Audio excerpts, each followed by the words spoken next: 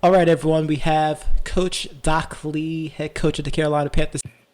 Thank you. I appreciate everybody being here. Tough preseason. Please mute your phones. Tough preseason, going on for in a new league. Obviously, everybody's adjusting. As we know, the Kansas City Chiefs won the Super Bowl last year, but even Andy's over there digging and scratching, trying to get some new players. It's going to be a hard time replacing Patrick Mahomes, of course. But 0-4, I'm going to give you guys some breaking news. The first breaking news of the EFL, the Carolina Panthers acquired Marcus Mariota today. We gave up one of our backup tight ends, a third-round pick, and a sixth-round pick in efforts to bolster quarterback position.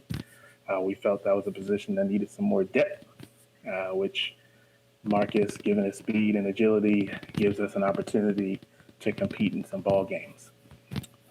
We currently have an injury. Mike Davis, our running back, is hurt probably for about 5 to 6 weeks, nursing I believe, a hamstring. We'll talk to the doctors later on about that. But with that, I will take your questions. Yes, Doc over here, J.A. Gotti from ES Plus. Yes. So this great breaking news. So Mason Rudolph played really well for you during this preseason.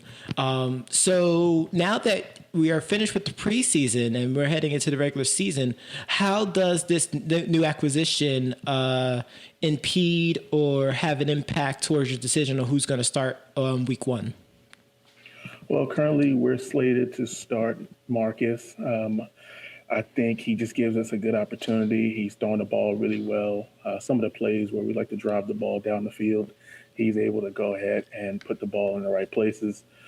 Nothing against Mason, who really did a great job replacing Cardale Jones, who was one of our draft picks. His accuracy just didn't get the job done. And as we know, our rookie Dolgala, we're probably going to send him down to the practice squad because his accuracy definitely needs some work. But we had an opportunity to run Marcus through some drills today, and a lot of times it looked pretty good. He threw a couple long touchdowns and just had an opportunity to really see what he could do. So most likely he'll be starting for us. And how has Marcus adapted to the new playbook? Or do you feel like this is a type of playbook that he's dealt with before and it's more of like riding a bike and it's just a matter of just getting back onto the seat? He has had this type of playbook before at Oregon. So right now we're trying to make sure we're getting back to that spread offense that he's comfortable with and try to make sure that, we have some fun plays developed for him.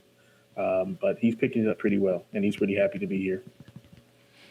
Yes. And speaking of things being fun for the team, I know one thing that you were quite adamant about, especially after games during this preseason, was the defensive commitment.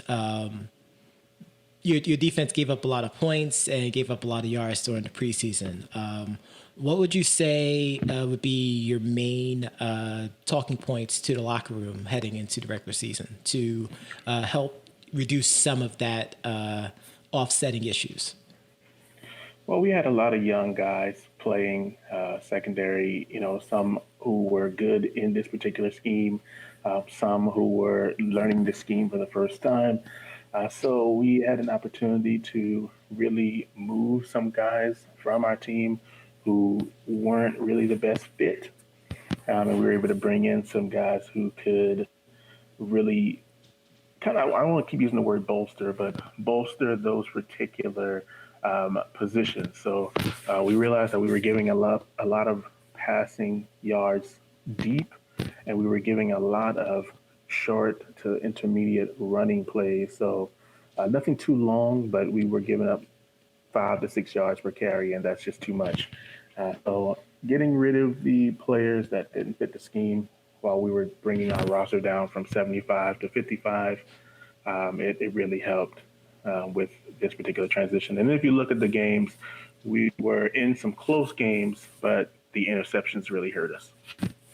Yes, and I know that was something, especially after the the Steelers loss, you was quite heated about leaving the field. Would we expect to see more of that during the season? More of that hot-headed Lee that's been rumored in legends? Well, you try to keep a cool head. You try to keep cool, calm, and cool. You have a good team. You want the best for them. You want them to compete. And when they're not doing that, you can't help but just be disappointed. And sometimes a clipboard gets thrown. Sometimes, you got to take the jacket off. We are in Charlotte, so if I slam my jacket down like Ric Flair, I think that's acceptable. Yes. And one last question, Coach. You're still going to be competing in what possibly a lot of people say would be like the toughest division in the league. Despite that mindset, does that deter you heading into this season? Does that make you more excited to face great competition so you can prove that you're the best? I think in this particular league where you have everybody starting over, this is the EFL. This is no longer the NFL. This is the EFL. The players have been committed to making this a great product. The coaches, the GMs have all gathered together and wanted to put together a great athletic atmosphere. I think in regards to me, I wanted to make sure that whatever team we put on the field is going to compete. I'm slated, I've committed to 7 to 10 games winning this year, and that's the goal. And